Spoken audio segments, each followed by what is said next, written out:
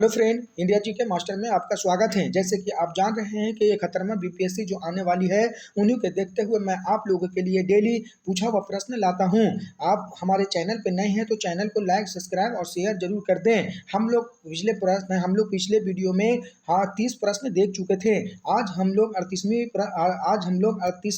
है ना, पहला क्लास जो हम लोग चला रहे हैं 38वीं बीपीएससी यानी प्रीलिम्स 1992-93 का सामान्य ज्ञान और सामान्य विज्ञान व्याख्या सहित जो हल प्रश्न पत्र है, उन्हीं को मैं आप लोगों के लिए डेली देता हूं। हम लोग पिछले क्लास में यानी पिछले वीडियो में हम लोग 30 प्रश्न देख चुके थे। आज हम लोग 31वां प्रश्न देखेंगे। यह वीडियो बहुत महत्वपूर्ण हो जाता है क्योंकि पूछा हुआ प्रश्न बहुत महत्वपूर्ण हो जाता है बीपीएससी के द्वारा। इसी तरह मैं आप लोगों के लिए डेली आपको वीडियो देता हूं। आप हमारे चैनल पर नए हैं तो चैनल को लाइक, सब्सक्राइब और शेयर जरूर कर दें ताकि आने वाली जो भी वीडियो हम डालें तो आपको प्राप्त हो जाए। चलिए आज का प्रश्न हम लोग 31 नंबर देख लेते हैं। क्वेश्चन नंबर 31 क्या कह रहा है? भारतीय संविधान संशोधन कह रहा है कि भारतीय संविधान में संशोधन विधेयक होगा था लाया जा सकता है। हाँ, हम लोग 30 प्रश्न पिछले वीडियो में कर चुके थे। आप अगर नहीं देखे तो जाकर के हमारे वीडियो देख लें। चलिए हम लोग 31वां प्रश्न देख लेते हैं। कह रहा है कि भारतीय संविधान में संशोधन विधेयक लाया जा सकता है केवल लोकसभा में, है ना। क्या लाया जा सकता है? तो इसका आंसर हो जाएगा सी, कि लोकसभा या राज्यसभा दोनों में लाया जाता है। इसका हम लोग समरी देख लेते हैं जल्दी जल्दी। भारतीय संविधान के अनुच्छेद 368 के तहत कितना 368 के तहत संविधान संशोधन का प्रावधान संसद के दोनों सदनों में किसी भी लाया जा सकता है। आपसे प्रश्न आएगा कि संविधान संशोधन अनुच्छेद कितने में? 368 में, है ना। 368 में और कहाँ लाया जा सकता है? तो केवल होगा था केवल धन विधेयक, विधि विधेयक या प्रतिबंध होगा था या लोकसभा में ही प्रस्तुत किया जा सकता है। मतलब केवल धन विधेयक और विधि विधेयक कहाँ प्रस्तुत किया जा सकता है? तो लोकसभा में। आगे देख लेते हैं क्वेश्चन नंबर 32 क्या कह रहा है?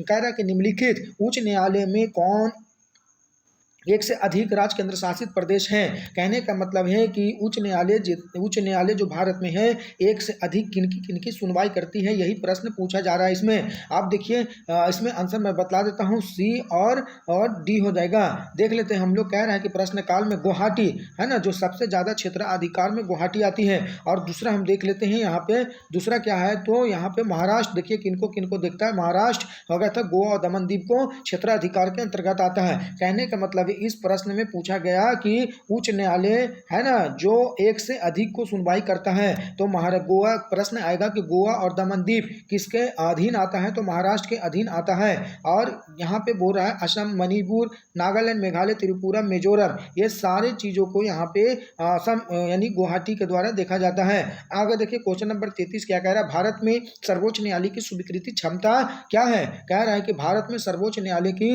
होगा तो स्वीकृति क्षमता क्या है? यानी कहने का मतलब है कि क्षमता सर्वोच्च न्यायालय के द्वारा, है ना, कितना है? तो 24 हो गया, 20 हो गया, है ना, 18 हो गया, 19 हो गया। क्या हो जाएगा? देखिए इस प्रश्न में इसका आंसर नहीं दिया था, 1992 का प्रश्न है। चलिए हम लोग इसका समझ लेते हैं, इसका आंसर आप लोगों को पता चल जाएगा। देखिए क्या कह रहा है? 1986 में कह रहा है 1986 के होगा था संविधान संशोधन अधिनियम भारत के सर्वोच्च न्यायालय के न्यायाधीश को स्वीकृति होगा था क्षमता मुख्य न्यायाधीश 25 है। यानी कहने का मतलब है कि सर्वोच्च न्यायालय में, है ना, यहाँ पे कह रहा है कि यहाँ पे स्वीकृति क्षमता होगा था मुख्य न्यायाधीश 24 और एक मुख्य न्यायाधीश मिला करके टोटल हो जाएगा 25। कितना हो जाएगा? तो 25। वही चीज़ यहाँ पे बोल रहा है। कह रहा है कि उच्चतम न्यायालय, यहाँ पे उच्चतम न्यायालय में, है ना, न्यायाधीशों की संख्या 34 है। इसमें से एक मुख्य न्यायाधीश होते हैं और 33 न्यायाधीश होते हैं, तब मिला करके हो जाते हैं 34। आगे देखिए क्वेश्चन नंबर हम लोग देख लेते हैं 34 क्या कह रहा है। आप हमारे चैनल पर नए हैं तो चैनल को लाइक, सब्सक्राइब और शेयर जरूर कर दीजिए। देखिए क्वेश्चन नंबर 34 क्या कह रहा है? भारतीय संविधान के लिए प्रथम संशोधन विधेयक लाया जाता है। भारतीय संविधान के लिए प्रथम संशोधन विधेयक होगा था लाया गया। कब लाया गया? तो 1951 में। कब लाया गया? तो 1950 में, 1951 में, 1955 में, 1958 में। इसका आंसर क्या हो जाएगा? तो इसका आंसर हो जाएगा बी, 1951 में। चलिए इसका हम लोग व्याख्या देख लेते हैं क्या कह रहा है। हम लोग इसको अच्छा से समझ लें ताकि आने वाले जो आगामी परीक्षा है, यहाँ से प्रश्न बहुत सारे बन करके आते हैं। देखिए इसको हम लोग देख लेते हैं क्या कह रहा है कि भारतीय संविधान के प्रथम होगा था संशोधन विधेयक 1951 में लाया गया। संशोधन के द्वारा अनुच्छेद 31, है ना, 31 के ख 9वीं अनुसूची में संविधान में शामिल किया गया। इसमें देखिए यहाँ पे मैं आप लोगों को बता देता हूँ। कह रहा है कि भारत में पहली बार हो गया था प्रथम संशोधन कब किया गया था? तो 1951 में किया गया था। किस विषय पर किया गया था? तो भूमि, है ना, भूमि सुधार अधिनियम पर इसका पहली बार प्रयोग किया गया था, यानी संशोधन किया गया था। याद रखिएगा 1951 किस पर, तो भूमि पर, किस पर संशोधन किया गया था, तो भूमि पर। आगे देखिए इसमें क्या कह रहा है, अनुच्छेद 19 क्या कह रहा है, कह रहा वाक अभिव्यक्ति वृत्त आजीविका व्यापार करने की स्वतंत्रता, कुछ प्रतिबंध लगाने का भी व्यवस्था की गई है। यानी आर्टिकल 19 क्या कह रहा है कि जीविका और व्यापार करने की भी स्वतंत्रता दी गई है। आगे क्वेश्चन नंबर 35 देख लेते हैं क्या कह रहा है, सिक्किम भारत का एक राज्य बनाया गया था। यानी कह रहा है क्वेश्चन नंबर 35, सिक्किम भारत का एक राज्य बनाया गया था। 30वां संविधान संशोधन, 32वां संविधान संशोधन, 35वां संविधान संशोधन, 42वां संविधान संशोधन क्या हो जाएगा, तो आप जवाब दीजिएगा। इसका देखिए यहाँ पर भी आंसर नहीं दी गई है क्योंकि 1992 का पूछा हुआ प्रश्न है। देखिए यहाँ पे क्या कह रहा है, कह रहा है कि भारतीय संविधान के 35वां होगा था संशोधन अधिनियम 1974, कितना 1974 में सिक्किम को भारत का एक संयुक्त राज्य की संख्या दी गई। यानी किसके संख्या दी गई थी, 1974 में 35वां संविधान संशोधन के द्वारा दिया गया था सिक्किम को। लेकिन यहाँ पे किंतु भारत के क्षेत्र का राज्य नहीं था। वास्तव में सिक्किम यानी 36वां संविधान संशोधन 1975 में 26 अप्रैल 1975 को भारतीय संघ में 22वां राज्य घोषित किया गया। चलिए मैं इसको समझा देता हूँ। यानी किस संविधान संशोधन के द्वारा, तो 36वां संविधान संशोधन के द्वारा। कब, तो 1975 ईस्वी में। कब, 1975 ईस्वी में। कितना राज्य है, तो 22वां राज्य है। कौन, तो सिक्किम। आगे देख लेते हैं क्वेश्चन नंबर 36 क्या कह रहा है, भारत में पंचायती राज की अनुशंसा के लिए बनी समिति के अध्यक्ष थे। कह रहा है भारत के पंचायती राज के अनुशंसा के लिए बनी समिति के अध्यक्ष थे। कौन थे, तो इसका आंसर हो जाएगा बलवंत राय मेहता। इसको हम लोग देख लेते हैं, भारत में पंचायती राज की अनुशंसा के लिए बनी समिति का अध्यक्ष कौन थे, तो बलवंत राय मेहता समिति थे। बलवंत राय मेहता समिति की सिफारिश के होगा था अनुरूप सर्वप्रथम राजस्थान विधानसभा में 2 सितंबर 1959 को पंचायती राज अधिनियम पारित किया गया था। इसका होगा था विधिवत उद्घाटन 2 अक्टूबर 1959 को किया गया था। यह प्रश्न मोस्ट वेरी वेरी इंपॉर्टेंट है, यहाँ से प्रश्न बन करके आता है। हम आप लोगों को समझा देते हैं, भारत में पहली बार पंचायती राज व्यवस्था कब लाई गई थी। यानी कहने का मतलब है राजस्थान में विधानसभा में कब लाया गया था, तब वो 2 सितंबर को लाया गया था। कब लाया गया था, 2 सितंबर को लाया गया था। लेकिन 2 अक्टूबर, कितना अक्टूबर, 2 अक्टूबर 1959 ईस्वी को, है ना, 1959 ईस्वी को कहाँ, तो राजस्थान में। राजस्थान के कहाँ, तो नागौर जिला में। कहाँ लाया गया था, तो नागौर जिला में लाया गया था पंचायती राज व्यवस्था। मैं आप लोगों को फिर से बता देता हूँ, भारत में पंचायती राज व्यवस्था की शुरुआत 2 अक्टूबर 1959 ईस्वी को किया गया था बलवंत राय मेहता समिति के द्वारा, जिसमें 3 समिति बतलाई गई थी। जिसमें 3 समिति जैसे हो गया था बलवंत राय मेहता समिति के द्वारा 2 अक्टूबर 1959 ईस्वी को राजस्थान के नागौर जिला में किया गया था। आगे देख लेते हैं हम लोग 37 नंबर क्वेश्चन क्या कह रहा है, कह रहा है सरकार की पंचायती राज प्रणाली की प्रमुख विशेषता क्या थी। इसका आंसर हो जाएगा डी, क्या हो जाएगा, उपयुक्त इनमें से सभी हो जाएगा। देखिए सरकार की 3 श्रेणियां होती है, सही बात है। होगा था इसका लक्ष्य गाँव को सामाजिक आर्थिक न्याय को प्रदान करती, सही बात है। जिला परिषद के सदस्य के रूप में इसको होगा था कुछ सांसद होते हैं, बिल्कुल सही बात है। चलिए इसको हम लोग देख लेते हैं क्या कह रहा है। 37वां प्रश्न का हम लोग हल देख लेते हैं। भारतीय संविधान के 73वां संविधान संशोधन 1992, यानी कहने का मतलब है कि 73वां संविधान संशोधन कब आया था, तो 1992 में आया था। कब आया था, तो 1992 में होगा था व्यवस्थित किया गया था। संविधान के होगा था भाग होगा था 9 में, केमा में, संविधान के भाग 9 में, कितना में, तो भाग 9 में होगा था जोड़ा गया था, जिसके पंचायती नाम दिया गया। 11वीं अनुसूची में होगा था पंचायतों की संख्या 29 मध्य जोड़ी गई है। अब देखिए इसमें से प्रश्न कौन कौन से आएगा। इसमें प्रश्न आएगा कि 73वां संविधान संशोधन कब बना था, तो 1992 में। कब बना, तो 1992 में बना। और यहाँ पे देखिए अगर पूछेगा कि भाग कितना है, तो भाग यहाँ पे आया था कितना में, तो भाग 9 में। अनुसूची कितना, तो अनुसूची हो जाएगा कितना में, तो 11 में पंचायती व्यवस्था। अब पंचायती व्यवस्था में कितनी विषय है, तो 29 विषय है। ये देख लीजिएगा, इंपॉर्टेंट है। आगे देखिए क्वेश्चन नंबर 38 क्या कह रहा है, वर्ष 1992-93 के लिए वित्तीय घाटा प्रदर्शन है लगभग। देखिए 1992 का पूछा हुआ प्रश्न है, इस छोड़ दीजिए, अभी हम लोग करंट में पढ़ लेंगे बाद में। आगे देखिए क्या कह रहा है, क्वेश्चन नंबर 39 क्या कह रहा है, पंचवर्षीय योजना की कौन सी अवधि होगा था सत्य नहीं है। कह रहा पंचायती राज योजना की कौन सी अवधि सत्य नहीं है, कौन सी, तो आ जाएगा डी, चतुर्थ 1966-71। इसको थोड़ा सा हम लोग देख लेते हैं। पंचायती राज योजना की होगा था जो 1961 से 66, यहाँ तीसरी पंचवर्षीय योजना होगा था 1961 से 66 तक चली। यानी 1961 से, कब से, 1961 से 1966 तक चली। यहाँ पे वही गलत हो जाएगा डी। आगे देखिए कह रहा है कि पंचवर्षीय वर्षीय योजना होगा था शुरू नहीं की जा सकी। 1966 और 69 के मध्य 3 वर्षीय योजना चलाई गई। चतुर्थ पंचवर्षीय योजना 1969 में जाकर के प्रारंभ किया जा सकता, 1976 में चली। अब देखिए यहाँ पे समझा देते हैं 1966 से 69, उस समय भारत को 1962 में चाइना के साथ युद्ध और 1965 में पाकिस्तान के साथ युद्ध हो रहा था, इसलिए तीसरी पंचवर्षीय योजना को यहाँ पे कुछ दिन के लिए रोक दिया गया था। आगे देखिए क्वेश्चन नंबर 40 क्या कह रहा है, भारत सरकार के राजस्व का प्रावधान स्रोत है, यानी भारत सरकार के राजस्व है ना का प्रावधान स्रोत है किसका द्वारा, तो अप्रत्यक्ष कर के द्वारा। भारत सरकार के राजस्व का प्रावधान का स्रोत अप्रत्यक्ष कर है।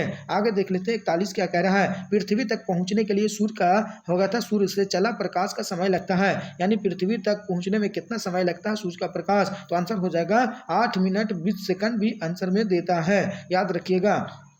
चलिए इसको हम लोग थोड़ा सा देख लेते हैं। सूर्य के प्रकाश को पृथ्वी तक पहुंचने में 8 मिनट का समय लगता है, 8 मिनट का समय लगता है। पृथ्वी सूर्य के लगभग 14 करोड़ होगा 98 लाख किलोमीटर, जबकि निर्वात में प्रकाश की चाल 3 लाख किलोमीटर प्रति सेकंड है। अब यहाँ पे समझिएगा 3 लाख प्रति सेकंड, 3 लाख किलोमीटर प्रति सेकंड है। इसी को अगर तोड़ करके पूछा जाए कि सूर्य का प्रकाश पृथ्वी तक पहुँचने में कितना है, फिर सूर्य का प्रकाश की चाल कितना होता है 3 ×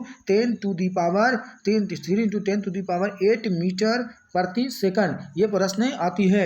यहाँ पे देखिएगा 3 लाख किलोमीटर प्रति सेकंड और तोड़ करके 3 × 10⁸ मीटर प्रति सेकंड, यहाँ से प्रश्न आती है, देख लीजिएगा। इस प्रकार होगा था सूर्य की पृथ्वी तक प्रकाश पहुँचने में होगा था 500 सेकंड लगती है, यानी कहने का मतलब 8 मिनट हो जाएगा, सेकंड में 500 हो जाएगा और 3 लाख यानी होगा था इसकी चाल जो है 3 लाख होगी और तोड़ करके हो जाएगा 3 × 10⁸ मीटर प्रति सेकंड, ये प्रश्न बन के आती है। आगे देख लेते हैं क्वेश्चन नंबर 42 क्या कह रहा है, स्टेनलेस स्टील मिश्र धातु है, क्या कह रहा है, स्टेनलेस स्टील मिश्र धातु है किसका, तो लोहा और क्रोमियम का। आगे देखिए इसका हम लोग समझ लेते हैं। स्टेनलेस स्टील लोहा का मिश्र धातु है जिसकी संरचना 72% लोहा होती है और 17 से 19% क्रोमियम होती है और 7 से 9% निकल होता है एवं कार्बन होती है। आगे देख लेते हैं क्वेश्चन नंबर 43 क्या कह रहा है, कह रहा है कि भौगोलिक होगा था, कह रहा है कि भौतिक परिवर्तन का उदाहरण है, क्या है, तो भौतिक परिवर्तन का उदाहरण है, यह प्रश्न पूछ रहा है। तो इसका आंसर हो जाएगा डी, क्या हो जाएगा, पानी में चीनी का घुलना, ये कैसा परिवर्तन है, तो भौतिक परिवर्तन है। क्या है, तो भौतिक परिवर्तन है। आपको समझा देते, एक होता है भौतिक परिवर्तन और दूसरा होता है रासायनिक परिवर्तन। क्या होता है, रासायनिक, है ना, रासायनिक परिवर्तन होता है। अब यहाँ पे समझा देते हैं, एक होता है भौतिक परिवर्तन, क्या होता है, BH से लिख देते हैं, समझ जाइएगा, भौतिक परिवर्तन, एक होता है रासायनिक परिवर्तन। देखिए यहाँ पे भौतिक हो जाएगा जो पुनः अवस्था में आ जाए, जो इस अवस्था में गया था तो इसी अवस्था में आ जाए, और रासायनिक परिवर्तन की इस अवस्था में गया तो यहाँ नहीं आएगा, उसी को रासायनिक परिवर्तन कहेंगे। मतलब कहने का मतलब है कि जिसका स्वरूप में चेंज हो जाए उसी को रासायनिक कहेंगे, जो भौतिक कहेंगे, जो चेंज नहीं होगा उसको रासायनिक कहेंगे। चलिए हम लोग समझ लेते हैं। यानी कहने का मतलब है पानी में चीनी का घुलना भौतिक परिवर्तन है, क्योंकि वाष्प के द्वारा चीनी को पुनः प्राप्त किया जा सकता है, यानी जो पुनः प्राप्त किया जा सकता है उसको हम लोग भौतिक कहेंगे, और जिसके पदार्थ को पुनः प्राप्त नहीं किया जा सकता उसको हम लोग रासायनिक कहेंगे। जैसे हम लोग समझ लेते हैं यहाँ पे रासायनिक किसको कहेंगे, कह रहा है कि दूध से दही बनना ये कौन सा परिवर्तन है, तो रासायनिक परिवर्तन है ना। चीनी का बनना, पानी से चीनी का बनना, तो वो हो जाएगा भौतिक परिवर्तन। जैसे कहने का मतलब है, एक होता है, ऑप्शन देता है कि मोमबत्ती का जलना, यानी मोमबत्ती का जलना जो ऊपर में जो मोमबत्ती का जो ला होती है वो जल गई तो वो दोबारा नहीं बनेगा, तो वो हो जाएगा रासायनिक परिवर्तन। मोमबत्ती का पिघलना वो हो जाएगा भौतिक परिवर्तन। कागज का जलना रासायनिक परिवर्तन। आगे देखिए क्वेश्चन नंबर हम लोग देख लेते हैं 44 क्या कह रहा है। क्वेश्चन नंबर 44, आप हमारे चैनल पर नए हैं तो चैनल को लाइक, सब्सक्राइब और शेयर जरूर कर दें, ताकि आने वाले जो आगामी 71वां BPSC का जो परीक्षा होने वाले हैं या इसके लिए बहुत महत्वपूर्ण हो जाती है। मैं आप लोगों को 38वीं से लेकर 70वीं BPSC तक मैं पूरा प्रश्न आप लोगों को करवा दूंगा। आप हमारे चैनल पर नए हैं तो चैनल को लाइक, सब्सक्राइब और शेयर जरूर कर दें। चलिए देख लेते हैं। तब कोई प्रक्रिया नहीं होती है जब भाप गुजरती है उस पर से, क्या हो जाएगा आंसर, एल्युमिनियम हो जाएगा। जब भाप एल्युमिनियम को ऊपर से गुजरती है तो कोई प्रक्रिया नहीं होती है, जबकि तांबा, लोहा, कार्बन के भाप अभिक्रिया में ऑक्साइड बनाती है। आगे देख लेते हैं क्वेश्चन नंबर 45 क्या कह रहा है। पास्चुराइजेशन के एक प्रक्रिया है, क्या कह रहा है, पास्चुराइजेशन एक प्रक्रिया है होगा, तो ये कहाँ हो जाएगा आंसर हो जाएगा डी, उपयुक्त इनमें से कोई नहीं। चलिए इसको हम लोग थोड़ा सा समझ लेते हैं। क्या कह रहा है, कह रहा है कि पाश्चुराइजेशन की प्रक्रिया जिसमें एक दूध को निश्चित ताप पर निर्जलीकरण हो गया था कीटाणुओं रहित द्वारा किया जाता है। साथ ही साथ हो गया था बात विशेष ध्यान रखा जाता है कि दूध की खाद्य महत्व क्रीम लेयर पर कोई प्रभाव न पड़े। पाश्चुराइजेशन की क्रिया के लिए समान यानी दूध 63 डिग्री सेंटीग्रेड पर 30 मिनट तक रखने के लिए होगा था पाश्चुकृत किया जाता है। 5 डिग्री तक ठंडा करने के सभी होगा था रोगजनक जीवाणु नष्ट हो जाती है। यानी कहने का मतलब है पाश्चुराइजेशन जो होता है, पाश्चुराइजेशन क्यों किया जाता है तो 63 डिग्री टेम्परेचर पर, कितना 63 डिग्री होगा था 63 डिग्री सेंटीग्रेड के टेम्परेचर पर 30 मिनट तक, कितना मिनट तक 30 मिनट तक पाश्चुराइजेशन किया जाता है। क्यों किया जाता है तो यहाँ पे जीवाणुओं को नष्ट करने के लिए किया जाता है। यहाँ जीवाणुओं को नष्ट करने के लिए किया जाता है। किसमें तो दूध में, किसमें तो दूध में। चलिए हम लोग देख लेते हैं आगे क्वेश्चन नंबर 46 क्या कह रहा है। एम्फीबिया होगा था बताता है। एम्फीबिया क्या है तो जल स्थल दोनों पर ही दोनों पर ही रह सकने वाले पशुओं को कहते हैं एम्फीबिया, है ना। एम्फीबिया क्या है तो जल और स्थल यानी दोनों पर रहता है। अब आप लोग ऑप्शन से ही आप लोग छाट लीजिएगा, जल और स्थल यानी जल में भी और जमीन में भी, यानी स्थल पर भी, पृथ्वी पर भी पशुओं में कौन सा है एम्फीबिया उभयचर होगा था प्रणाली है जो जल और थल दोनों पर सामान्य रूप से रहते हैं। जैसे मेढक, घड़ियाल, ये सब क्या है। आपसे क्वेश्चन आएगा कि मेढक और घड़ियाल होगा था किस वर्ग में आती है तो एम्फीबिया वर्ग में आती है क्योंकि जल और स्थल दोनों में रहता है। आगे देखिए क्वेश्चन नंबर 47 क्या कह रहा है। कह रहा है कि मलेरिया से संबंधित है ना कौन सा कथन सत्य नहीं है तो आंसर हो जाएगा ए, परजीवी कीट द्वारा पैदा की जाने वाली बीमारी। चलिए इसको हम लोग थोड़ा सा देख लेते हैं मलेरिया के बारे में। यहाँ से प्रश्न बन के आती है, मलेरिया प्लाज्मोडियम परजीवी के कारण होता है। सबसे पहले याद रखिएगा कि मलेरिया किसके द्वारा होता है, प्लाज्मोडियम परजीवी के द्वारा किया जाता है, होता है। आगे देखिए संक्रमित मादा एनोफिलीज मच्छर किसके द्वारा, मादा एनोफिलीज मच्छर के काटने से होगा था फैलता है। किसके काटने से, मादा एनोफिलीज मच्छर के काटने से फैलता है। मलेरिया का प्रमुख लक्षण को हो जाएगा तो तेज बुखार हो जाएगा, पसीना हो गया, सिर दर्द हो जाएगा, थकान में और हो गया था चमका आदि। यह बीमारी हो गया था दलदलीय हो गया था क्षेत्र के अधिक फैलती है। इस इलाज में हो गया था क्लोरोबीन का उपयोग किया जाता है। आगे देख लेते हैं हम लोग क्वेश्चन नंबर 48 देखते हैं। परमाणु ऊर्जा में भारतीय कार्यक्रम का जनक कौन है। कह रहा है कि परमाणु ऊर्जा में भारतीय कार्यक्रम का जनक कौन है तो होमी जहांगीर भाभा। चलिए इसको हम लोग देख लेते हैं 48। आप हमारे चैनल पर नए हैं तो चैनल को लाइक, सब्सक्राइब और शेयर जरूर कर दें। होमी जहांगीर भाभा को भारतीय परमाणु ऊर्जा कार्यक्रम का जनक कहा जाता है। यहाँ से प्रश्न बनकर आता है कि इसका जनक माना जाता है तो भारतीय परमाणु होगा था ऊर्जा का जनक माना जाता है। भारत सरकार द्वारा 1948 में, कब 1948 में परमाणु ऊर्जा आयोग का, 1954 में परमाणु ऊर्जा विभाग का गठन किया गया।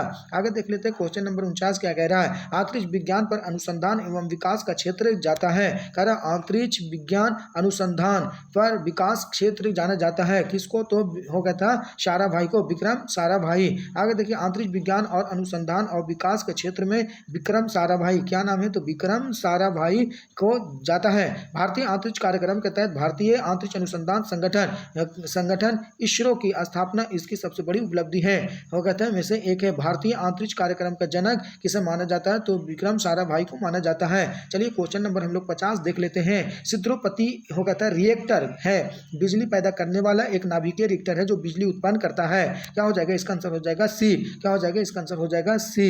इसके द्वारा इस्तेमाल की गई कुएल सामग्रियों को जलने से पूर्णतः उत्पन्न किया जाता है। चलिए इसको देख लीजिएगा आप लोग। आप हमारे चैनल पर नए हैं तो चैनल को लाइक, सब्सक्राइब और शेयर जरूर कर दीजिए। आगे देखिए क्वेश्चन नंबर 51 क्या कह रहा है। क्वेश्चन नंबर 51 कह रहा है किसी भारतीय राज्य में काला जर बीमारी काफी फैल रही है। किस भारतीय राज्य में काला जर बीमारी होगा था काफ़ी फैल रही है। देखिए 1992 का प्रश्न है, 1992 और 93 का पूछा हुआ प्रश्न है, इसको हम लोग नहीं देखेंगे, है ना। आगे देख लेते हैं क्वेश्चन नंबर 52 क्या कह रहा है।